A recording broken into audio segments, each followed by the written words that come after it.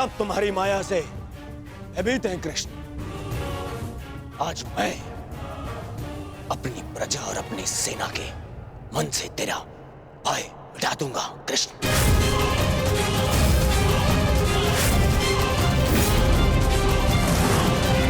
तुम हस्तिनापुर से बाहर नहीं जाओगे।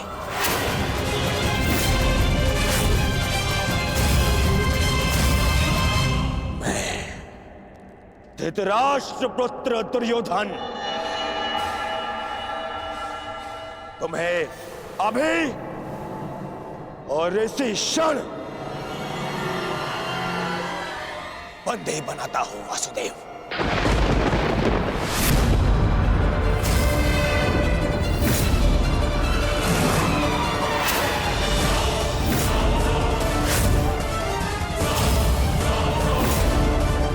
सैनिकों, बंदी बनाओ इस छलिए को।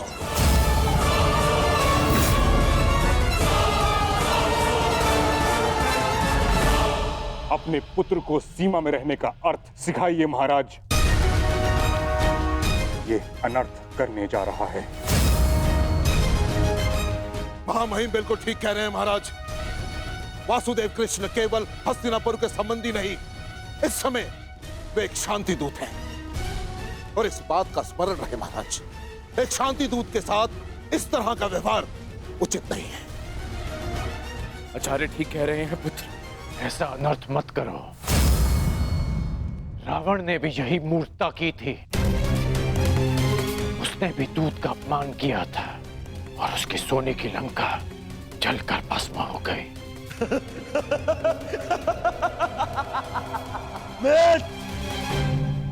रावण मूर्ख था जो सामान्य रस्सी से हनुमान को बांधने चला था, परंतु मैंने इस विशेष दूत के लिए एक विशेष धातु की श्रृंखला बनवाई है।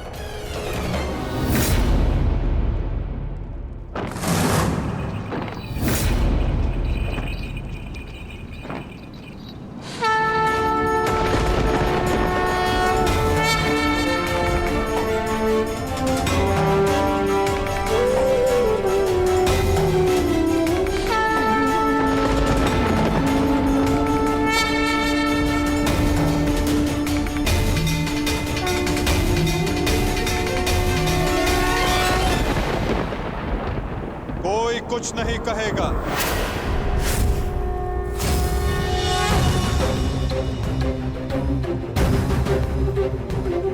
मेरा आप सबसे निवेदन है कि मेरे और दुर्योधन के मध्य में ना आए और साक्षी बने इस क्षण के। इसे भान नहीं कि ये क्या कर रहा है, जिसके जन्म के पश्चात जिसे बंदी गृह की बेड़ियां ना बांध सके, सैनिकों का पहरा ना रोक पाए, आज तुम उसे बांधने चले हो दुर्योधन।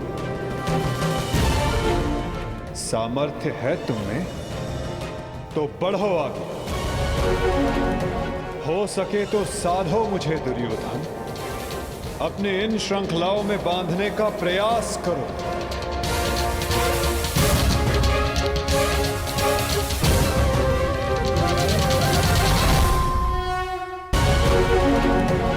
हो सके तो साधो मुझे दुर्योधन। अपने इन श्रृंखलाओं में बांधने का प्रयास करो।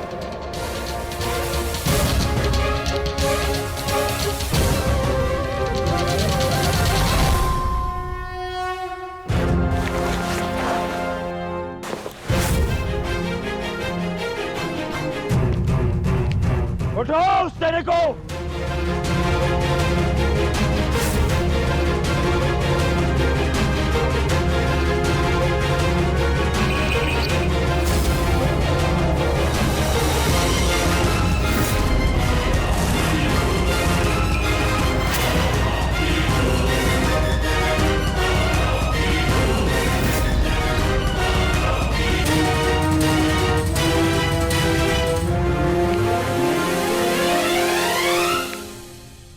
तुम्हें लगता है कि ये धातु श्रृंखला मुझे बांधने के लिए पर्याप्त है दुर्योधन?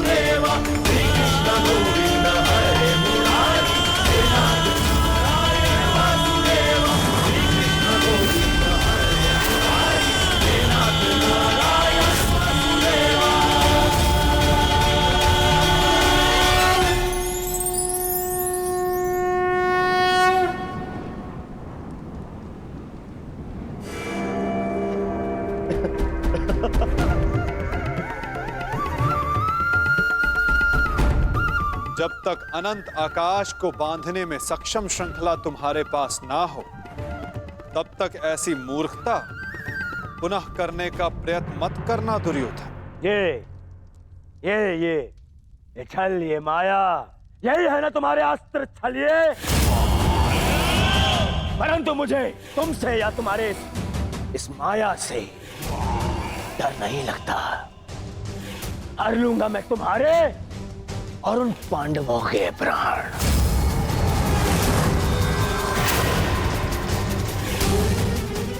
स्मरण रखना कि इस महायुद्ध में अंत करेगा तुम्हारा और उन पांडवों का यह दुर्योधन। जो स्वयं मृत्यु के शिखर से गिरने वाला हो, उसे अपने अंत की चिंता करनी चाहिए मूर्ख दुर्योधन। जिस सत्य को, जिस भविष्य को मैं टालना चाहता था, उसे आज तुमने स्वयं आमंत्रण दे दिया।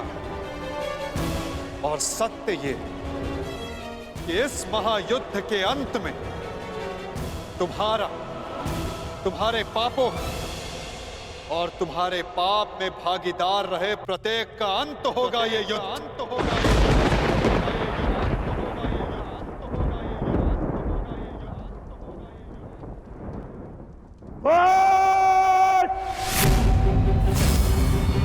मेरे राज्य में, मेरे ही सभा में आके मुझे धमकी देता है छलिए। तुम्हारा राज्य, तुम्हारी सभा, इस राजसभा के समक्ष कितना सा आकार है तुम्हारा दुर्योधन, और हस्तिनापुर के समक्ष कितनी सी है ये सभा, और इस पृथ्वी के सामने कितना सा है हस्तिनापुर, और इस ब्रह्मांड में क्या स्थान रखती है ये पृथ्वी।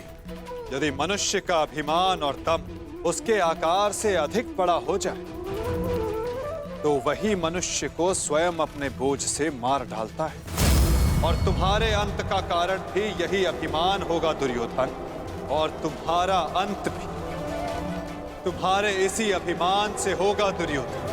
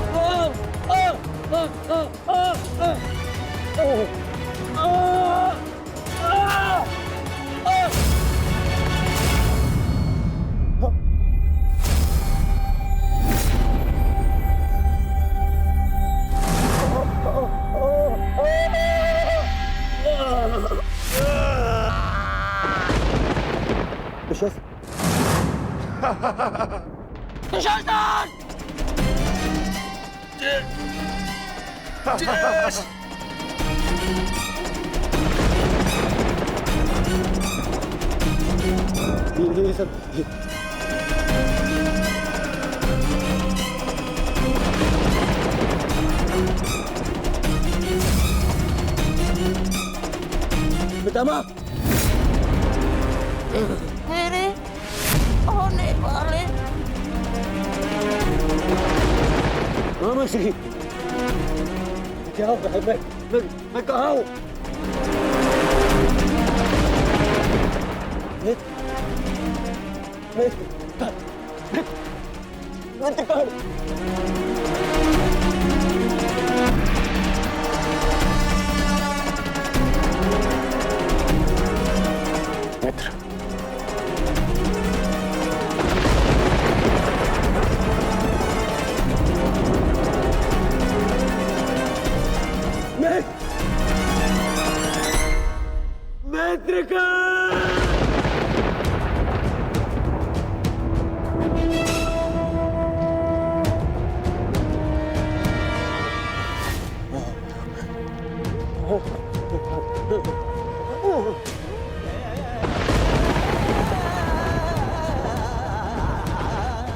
असंभव है ये, असंभव है ये। इसे तुमने ही तो संभव बनाया है दुर्योधन।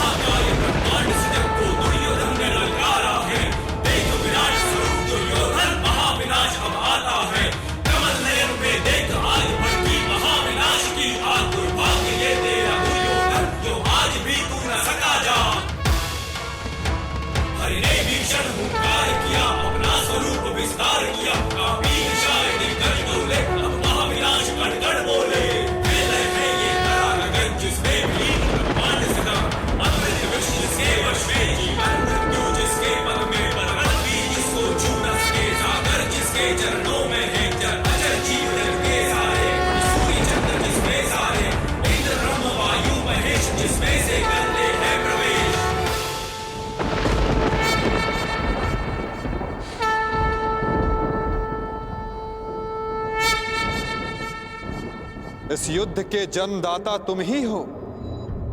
ध्यान से देखो इसे, ये कुरुक्षेत्र है। ये तुम्हारे अहंकार का परिणाम है दुर्योधन। तुम्हारे छल का निष्कर्ष है ये तुम्हारे मद का, तुम्हारे कर्मों का फल है दुर्योधन। ये उस पाप का परिणाम है दुर्योधन जो भरी सभा में याज्ञसेनी के साथ हुआ। ये उस श्राप का परिणाम है जो पांचाली के धधकते हृदय से निकला। देखो मूर्ख, मृत्यु तुम्हें पराजित कर चुकी है और तुम विजय का स्वप्न देख रहे हो।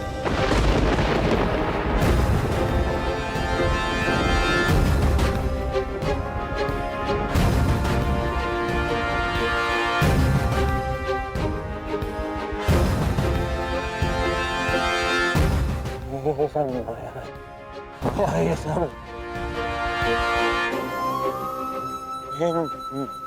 माया है। माया नहीं दुर्योधन, तुम्हारे कर्मों की छाया है ये। यही तुम्हारा भविष्य है, यही तुम्हारा प्रारब्ध, यही अंत है कुरुवंश का। युद्ध की चाह थी ना तुम्हें, महाविनाश देखने की इच्छा थी तुम्हें। ठीक है,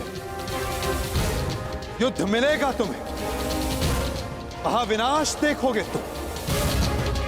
तुमसे पहले भी बहुत अहंकारी आए और उनका भी अंत मैंने इसी प्रकार किया। मनुष्य क्या, मैं तो सौर मंडल का सृजन और विनाश करता हूं। देखना चाहोगे तो देखो।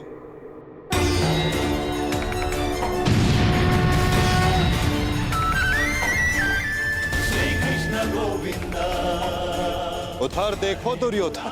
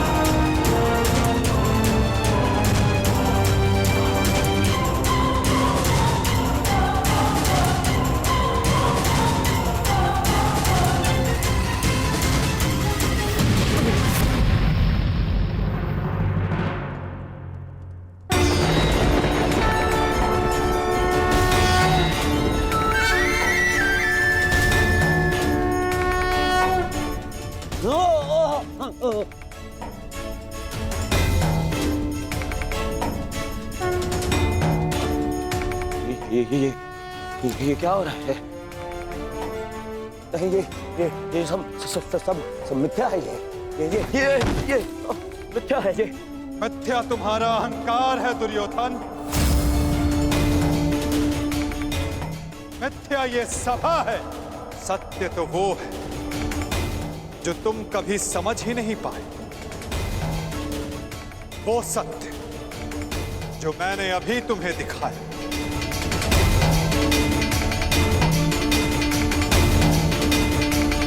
सत्य केवल मैं हूं दुर्योधन, शेष सब मिथ्या। ये सब माया है। तुम साधारण मनुष्य हो और कुछ नहीं हो। आश्चर्य है, परंतु इसमें तुम्हारा क्या दोष?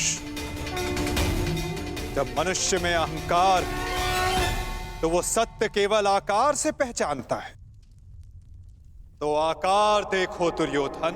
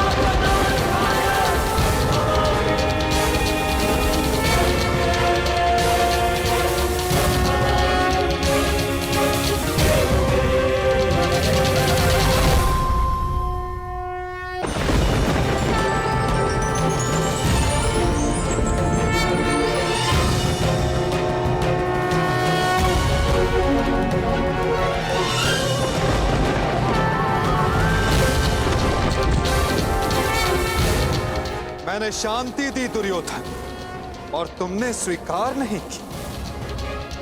मैंने मैत्री दी, परंतु अपने अहंकार के आगे तुम्हें मैत्री का मूल्य समझ नहीं आया।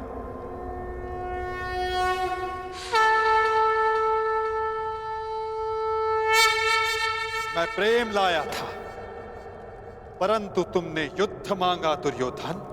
तो सुनो, अब युद्ध होगा।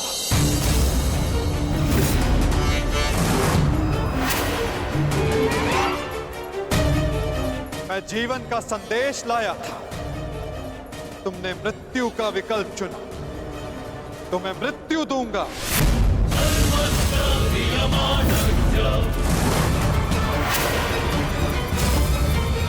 तुम्हें अनुमान नहीं दुर्योधन कि यह युद्ध कितना भयंकर होगा। महासंहार होगा। पापियों के प्रत्येक भागीदार का अंत होगा ये महाभारत।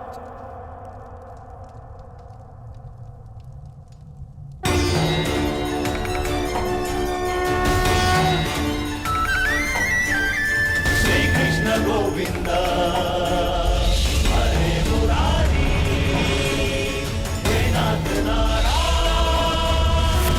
वासुदेवा।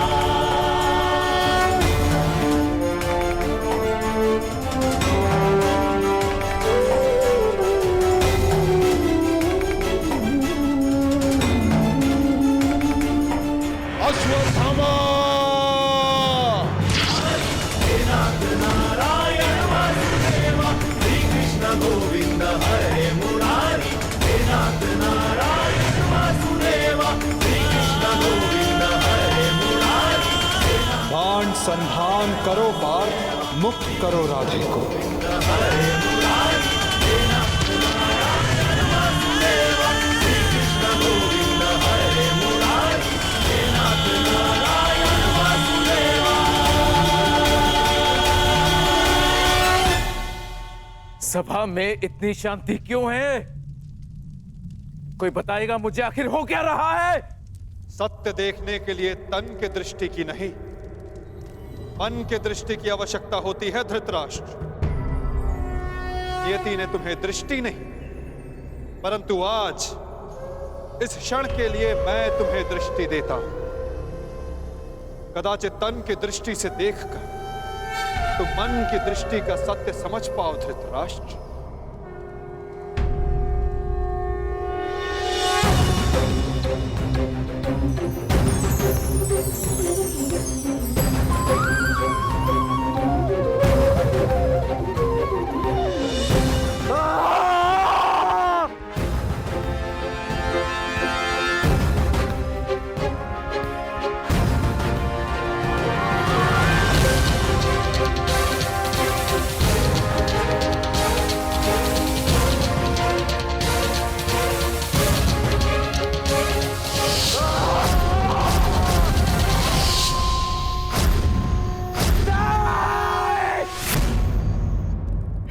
चाहिए ये दृष्टि मुझे। वापस ले लो। ये क्या अनर्थ दिखा दिया मुझे। वासुदेव, ले लो, वापस ले लो।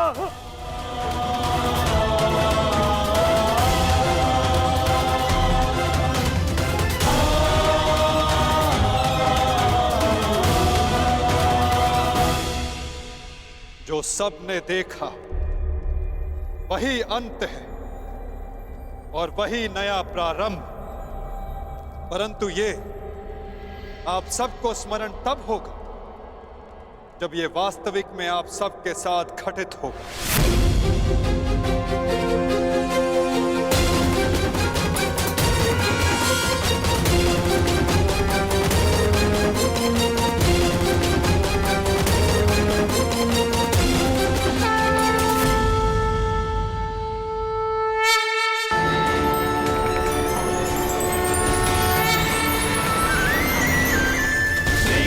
गोविंद हरे मुरारी, हे नाथ नारायण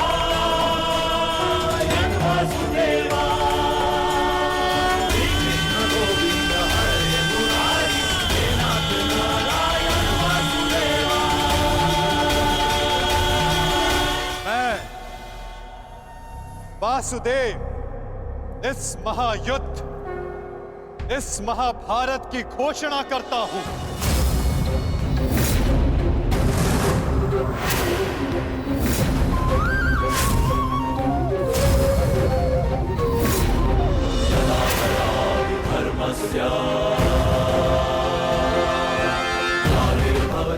स्मरण रखना दुर्योधन, तुम्हारे इस अभिमान के साथ साथ तुम भी इस धरा पर ऐसे गिरोगे कि कभी उठ नहीं पाओगे। इस महाहिंसा, इस महाविनाश के उत्तरदायित्व का बोझ तुम अपने साथ दूसरे लोक लेकर जाओगे दुर्योधन।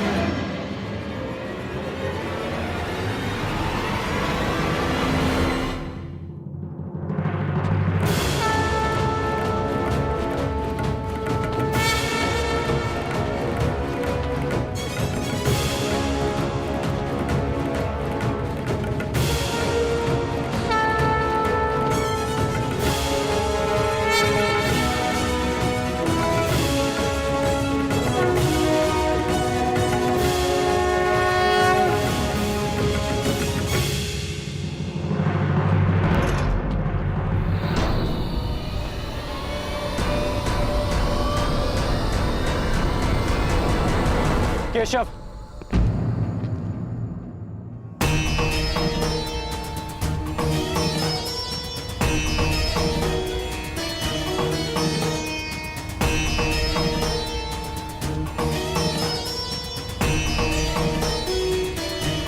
मुझे सदा से भान था कि आप साधारण मनुष्य नहीं हैं।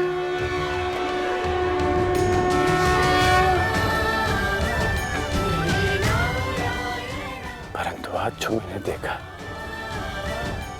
उसके पश्चात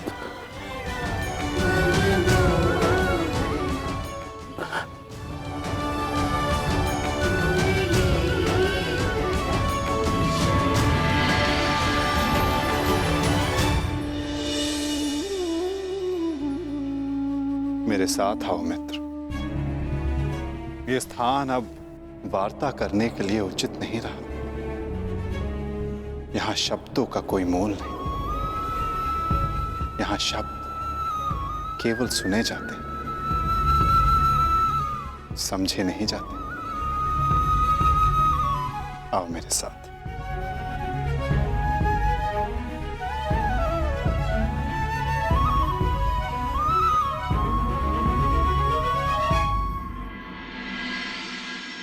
केशव,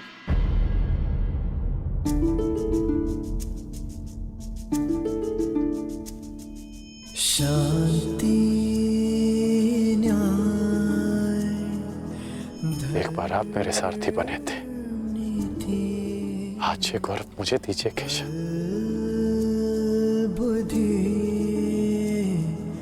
कर्म प्रीति में। तुम्हें सारथी के रूप में पाकर गौरवान्वित तो मैं हो जाऊंगा मित्र। कृष्णा कहो या कर्ण कहो, है दोनों एक समान। ठीक है। कृष्णा कहो या कर्ण कहो, है दोनों एक समान।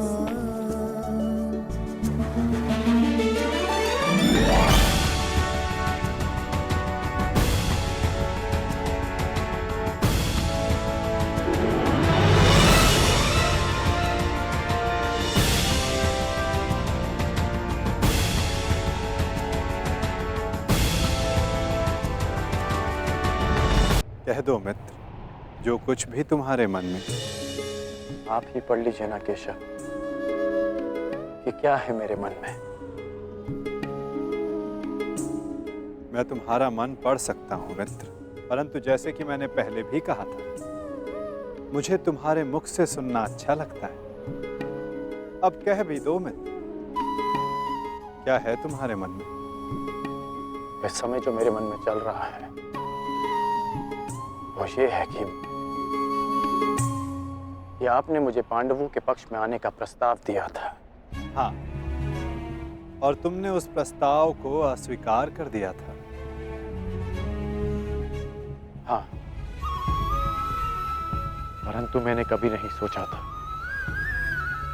कि मेरा ये निर्णय मुझे आपके विपक्ष में खड़ा कर देगा केशव। आपको तो युद्ध का परिणाम पता है ना केशव।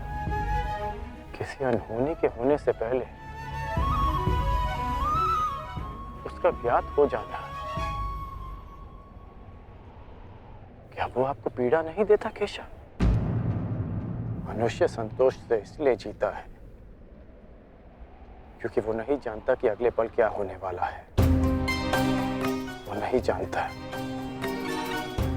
कि वो जीवित रहेगा या वो मर जाएगा। परंतु यदि उसे ज्ञात हो जाए कि अगले पल क्या होगा या वो कब मर जाएगा, तो आपको नहीं लगता कि उसके आने वाले पल भय और चिंता में बीतेंगे?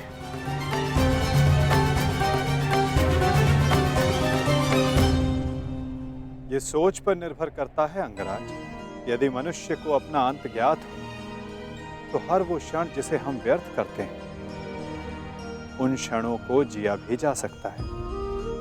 इस नदी को देख रहे हो? इस बहती नदी को पता है कि अंततः इसे सागर में जाकर मिल जाना। अधिक ज्ञान पीड़ादायी नहीं होता मित्र। अधिक ज्ञान उचित निर्णय लेने में सहायता करता है।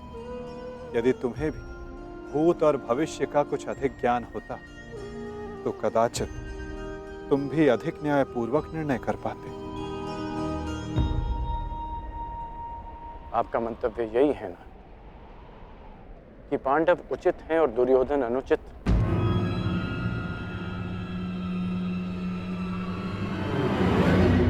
क्षमा कीजिएगा, परंतु मैं आपकी इस बात से सहमत नहीं हूं।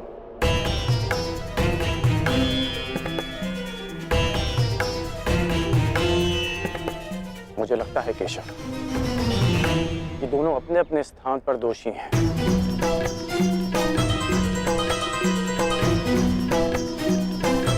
और इसी कारण से दोनों अपनी अपनी दृष्टि में निर्दोष और सही हैं। यदि दोनों ही दोषी हैं, तो तुम निष्पक्ष क्यों नहीं हो जाते मित्र? क्योंकि मुझे लगता है कि दुर्योधन युधिष्ठिर से कहीं अधिक सक्षम शासक सिद्ध होगा। इतने अधर्म करने के पश्चात भी? हाँ, क्योंकि वो युधिष्ठिर की भांति धर्मराज होने का ढोंग नहीं करता। आप ही बताइए केशव, कि जिसने स्वयं की पत्नी को दांव पर लगा दिया हो, जिसने द्यूत के कुचक्र से निकलकर स्वयं को द्यूत में फिर से फंसा लिया हो, वो कैसा धर्मराज?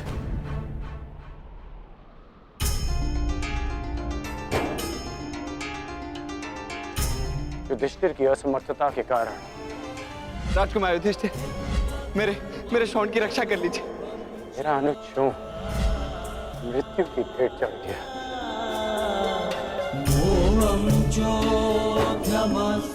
जब मुझे सूत पुत्र कहकर रंगभूमि की स्पर्धा में भाग लेने के लिए अयोग्य घोषित कर दिया गया था, राजकुमार के साथ द्वंद्व की अनुमति एक सूत पुत्र को नहीं दी जा सकती।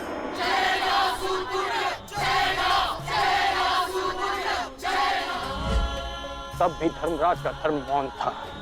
ऐसे में दुर्योधन ने मेरा हाथ थामा, जिसे आप अधर्मी कहते हैं। आज मैं अंगराज हूं, परिवर्तन के लिए खड़ा हूं। वो केवल दुर्योधन के कारण केशव। मैंने कहा था ना, यदि तुम्हें तनिक अधिक ज्ञान होता तो तुम उचित निर्णय ले पाते मित्र।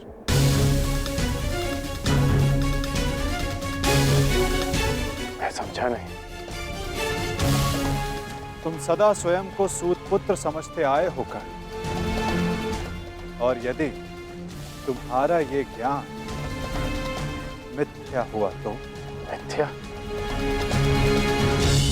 हाँ कर, क्योंकि तुम्हें तो पता ही नहीं कि तुम वास्तव में हो कौन।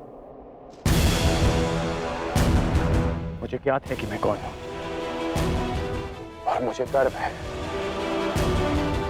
कि मैं अधिरथ पुत्र कर्ण हूं, राधे पुत्र कर्ण हूं, सूत पुत्र कर्ण हूं।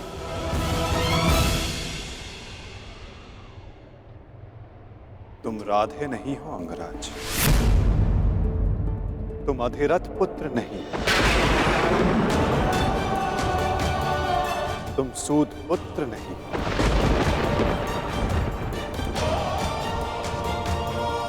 तुमने कभी ये नहीं सोचा कर्ण कि एक सूत पुत्र के शरीर पर दिव्य स्वर्ण से मढ़ित कवच और कुंडल क्यों है?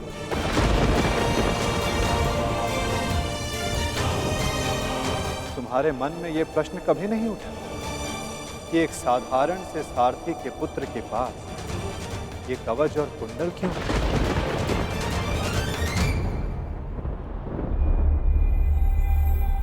क्या तुम ये सोचकर कभी व्याकुल नहीं होते कर्ण कि तुम शेष से इतने भिन्न क्यों हो? तुम सूर्य पुत्र कर्ण, सूर्य पुत्र कर्ण, सूर्य पुत्र कर्ण, सूर्य पुत्र कर्ण।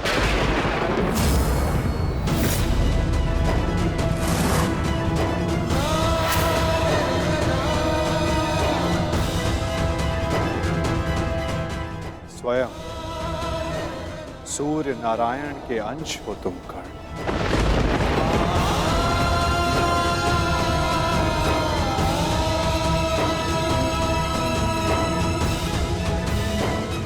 यह सत्य है, मेरे पिता अधिरथ हैं, और मेरी माता राधा। सत्य से भागो मत कर्ण, और सत्य यही है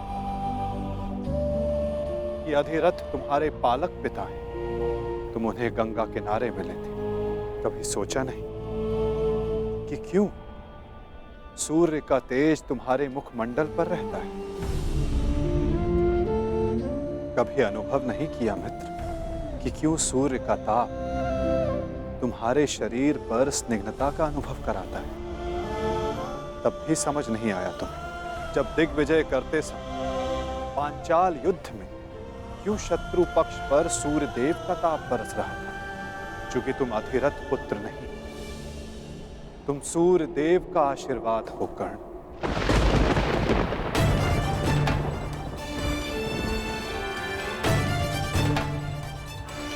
यदि मैं पिताश्री को गंगा किनारे मिला था तो मेरी माता को कर्ण, अपनी माता से बहुत पहले से भेंट करते आ रहे हो तुम कर्ण। चूंकि रक्त सदा रक्त का सम्मान करता है। कभी सोचा है कि वो कौन है जिनके समक्ष आते ही तुम्हारी दृष्टि उनके पांव की ओर चली जाती है? वो कौन है जिनसे हर युद्ध से पूर्व उनका आशीष लेने का तुम्हारा मन करता है? कौन है कर्ण जो सदा तुम्हें अपने पुत्रों के समान प्रेम करती है? वो कौन है जिनकी आंखें तुम्हें देखते ही भर आती हैं? अर्जुन से द्वंद्व होने के पश्चात भी तुमने कभी पांडवों का अहित नहीं चाहा, कभी उनकी रक्षा की, कभी उन्हें चेतावनी दी। क्यों कर्ण? इसलिए नहीं कि तुम न्याय चाहते थे, अपितु इसलिए कि तुम्हारी धमनियों में बहता हुआ रक्त तुम्हें पुकार रहा था। हाँ कर्ण, तुम राधे नहीं कुंती पुत्र हो। पांडवों के ज्येष्ठ। हाँ कर्ण, बुआ कुंती ही तुम्हारी माता है और तुम उनके ज्येष्ठ पुत्र।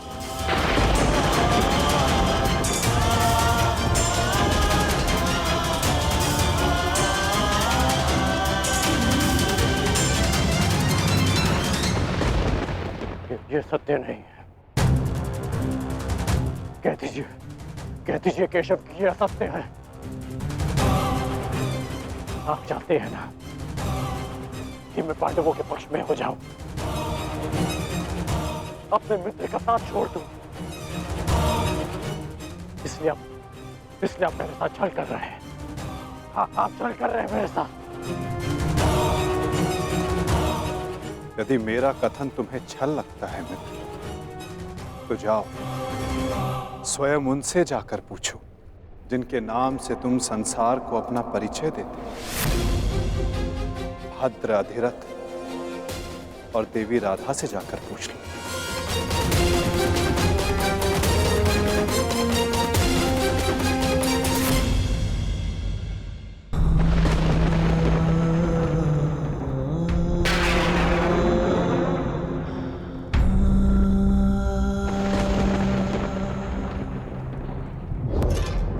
आ गए? उचित समय पर पहुंच गए। आओ भीतर आओ।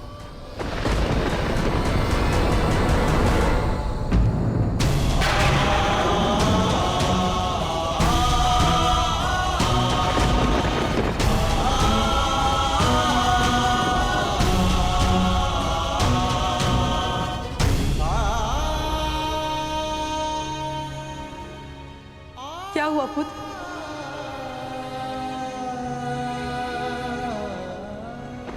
तुम राधे नहीं हो अंगराज, तुम सूर्य पुत्र कर्ण हो।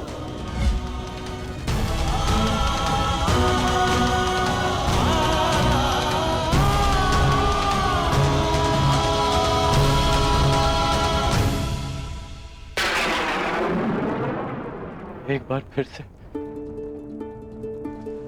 पुत्र कहकर पुकारिए ना। पुत्र?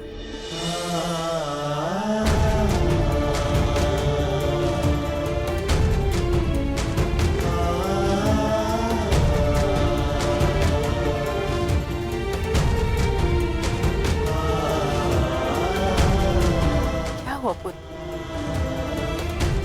तुम इतने व्यथित क्यों हो? क्या हुआ? मैं व्यथित था अपने ही माता। मैं समझ गया कि ये वासुदेव का खेल है। वो मेरे साथ खेल खेल रहे हैं माता। खेल? कैसा खेल? क्या विनोद किया केशव ने? भारी विरोध किया उन्होंने। उनका कहना है कि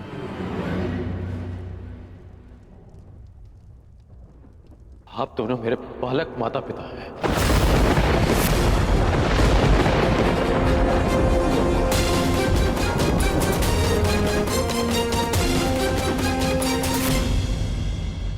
मैं पिताश्री को गंगा तट पर मिला था। ये सूर्यदेव मेरे पिता है और माता कुंती मेरी माता।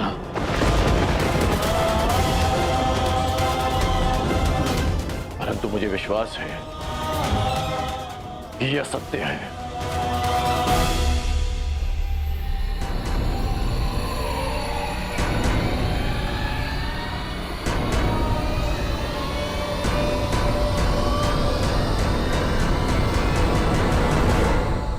ये असत्य है ना?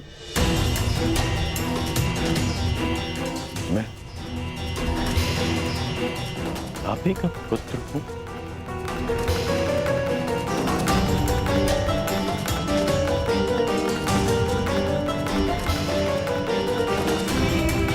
मैं आप ही का पुत्र हूं ना?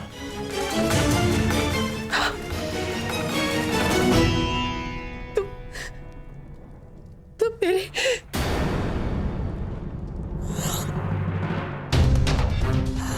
क्या हुआ माता?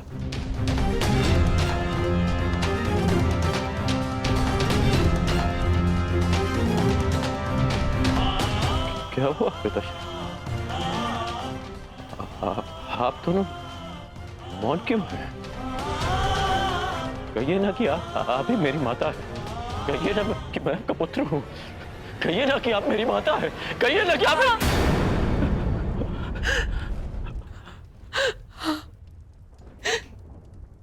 मैं तुम्हारी माता हूं।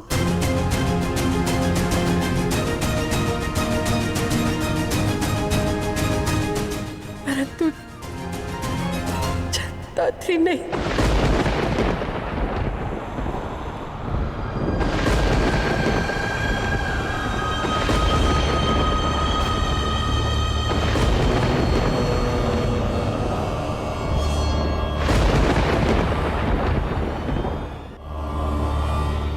मैंने तुम्हें जन्म नहीं दिया।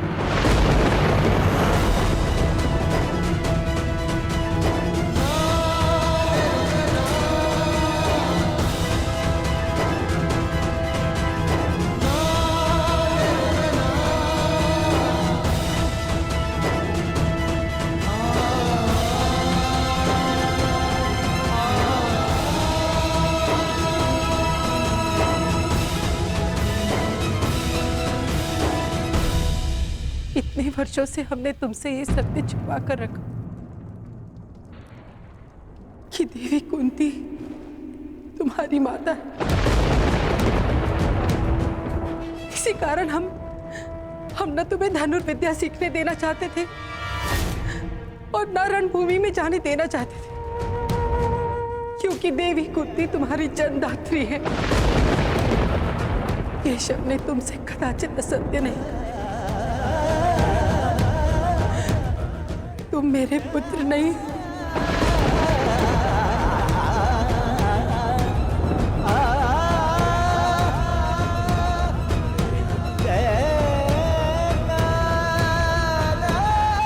मैं तुम्हारी माता नहीं हूं।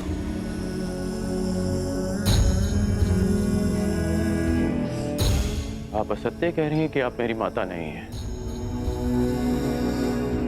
यदि ऐसा होता तो क्यों बचपन में जब मुझे भूख लगती थी तब आपको स्वयं ज्ञात हो जाता था। जब मुझे निद्रा आती थी तो कौन मुझे अपनी गोद में सुलाता था?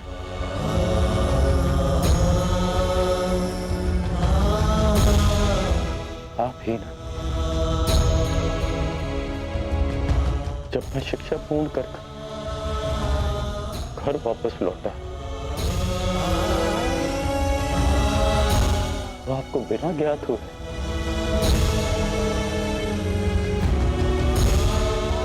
कैसे पता चल गया कि मैं आ गया और आपने अधिक भोजन बनाया?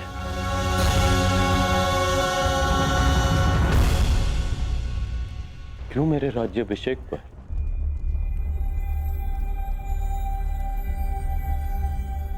पिताश्री के शपथ देने के पश्चात भी आप मुझे छुपकर देखने आई थी?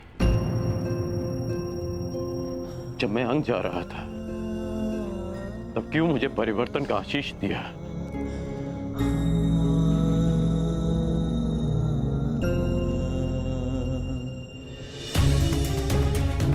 क्यों असत्य कह रही है आप मुझसे? इसीलिए कि मैं इस युद्ध में भागना हूं। ठीक, मैं इस युद्ध में भाग नहीं लेता। मैं सदा ही आपके चरणों में बैठा रहूंगा। मैं यहां से कहीं नहीं जाऊंगा। बस इतना कह दीजिए कि आप ही मेरी माता। कह दीजिए।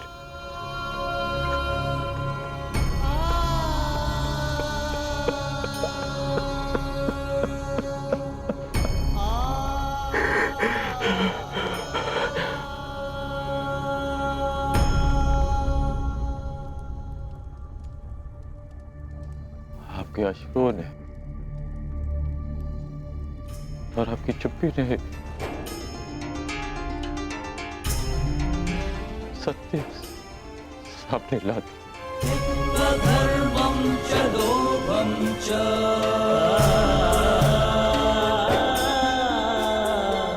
मोहं चोद्यमस्थितः। धन्य है आप तो।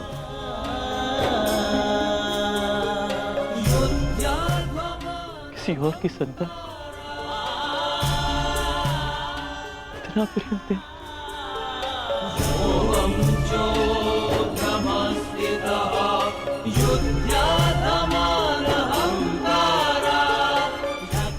मैं आपका ऋण कभी नहीं उतार पाऊंगा।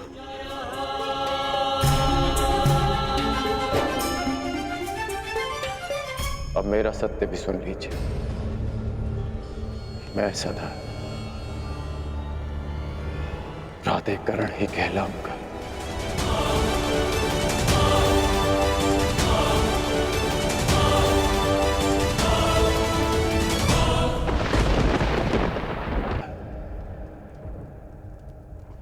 प्राधिकरण ही कहलाऊंगा।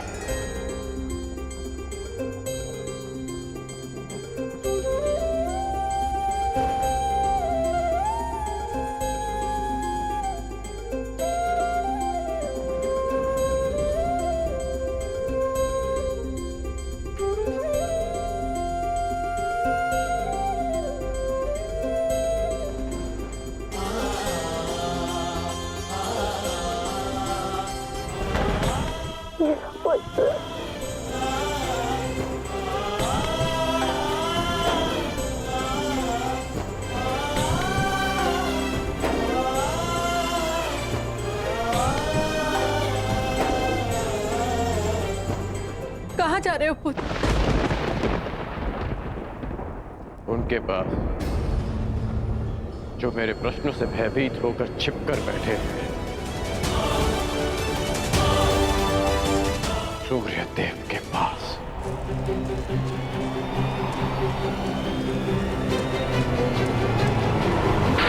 वेदों के आवरण से बाहर निकलिए सूर्यदेव।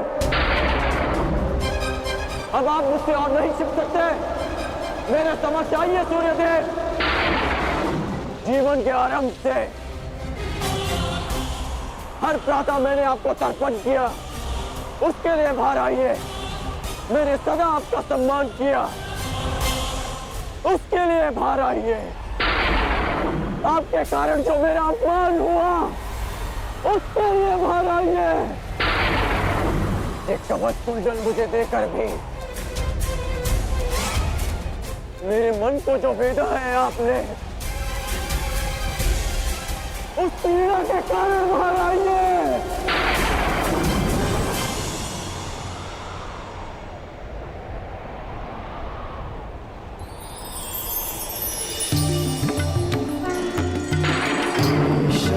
रवि संप्राप्तः भास्करो लोकपाल। उत्कर्ण भयगो सूर्यः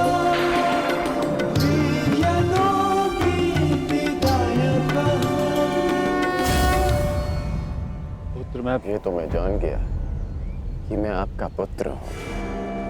आगे कहिए सूर्यदेव। पुत्र मैं विवश था, तुम्हारे जन्म के लिए भी और तुम्हारी पहचान छिपाने के लिए भी। महर्षि दुर्वासा ने देवी कुंती की सेवा से प्रसन्न होकर उन्हें यह आशीर्वाद दिया कि वो जिस भी देवता का आवाहन करेंगी वो उन्हें पुत्र देंगे। देवी कुंती बालिका थी, उन्हें लगा कि कहीं ये वरदान मिथ्या तो नहीं, और उन्होंने खेल खेल में मुझे ये आह्वान दिया और वरदान से विवश होकर मुझे उन्हें अपना अंश देना पड़ा।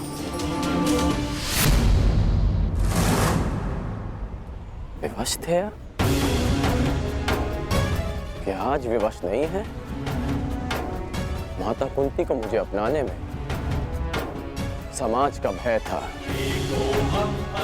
परंतु आपको किस बात का भय था? आपने मुझे सच्चे क्यों नहीं बताया? संसार भर को प्रकाश देने वाले ने अपने ही अंश को अंधकार में रखा। क्यों? जब संसार मुझे सूत पुत्र कहकर नीचा दिखाता रहा, तब आपकी दृष्टि क्यों नहीं झुकी? जब सब मुझसे मेरा अधिकार छीनते रहे, तब आपके अहंकार को ठेस क्यों नहीं पहुंची? क्यों तब तक आप मेरी प्रतीक्षा करते रहे, जब तक मुझे स्वयं ज्ञात हो गया कि मैं आपका पुत्र हूं? क्यों मुझसे सत्य को दूर रखा आपने? क्यों? मैं मानता हूं कि मैंने तुम्हें सत्य से दूर रखा, परंतु मैं सदैव तुम्हारे साथ था। मैं नहीं चाहता था कि समाज को इस बात का ज्ञान हो। मैंने तुम्हें ये कवच और कुंडल इसलिए दिए ताकि तुम अपने हृदय को और भी अधिक बलशाली बना सको।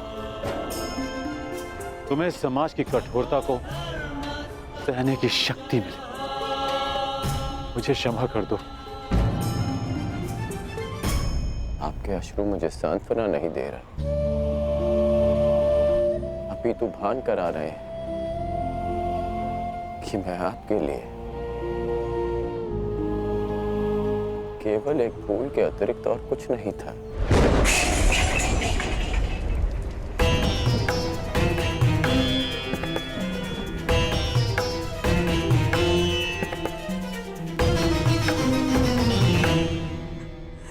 हे ईश्वर, मेरे पुत्र की सहायता करना।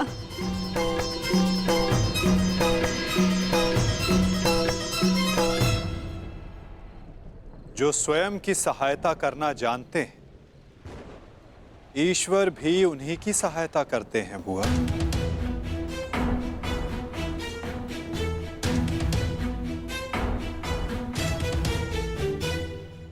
मैं सदा आपकी पूजा करता रहा, आपको तर्पण देता रहा, और भविष्य में भी मैं ऐसा ही करूंगा। मैं सदा आपका सम्मान करूंगा, क्योंकि मेरे लिए आप सदैव सबसे शक्तिशाली रहे। मेरा मन मलिन है आज, परंतु मेरे मन में आपके प्रति कोई मेल नहीं। एक बार अपने मुख से आपके जाने का समय आ गया है। कल प्रातः आपको सबके जीवन को अंधकार से निकालना है। विश्राम कीजिए पिताश्री। कल्याण हो तुम्हारा। ऐसी अवस्था में भी तुमने अपने पिता को तृप्त किया। धन्य हो तुम दानवीर कर्ण।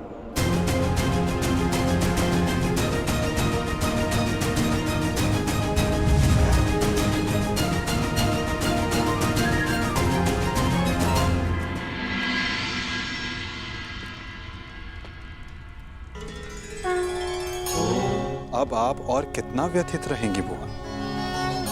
आप अपने कर्मों को संसार से छिपा सकती हैं, परंतु अपने कर्मों के फल को आप स्वयं से और कितना छिपाएंगी? अपने कर्मों का सामना प्रत्येक को एक ना एक दिन करना ही पड़ता है बुआ। परंतु उसका सामना कैसे करूंगी? क्या कहूंगी उसे इसके समक्ष आकर?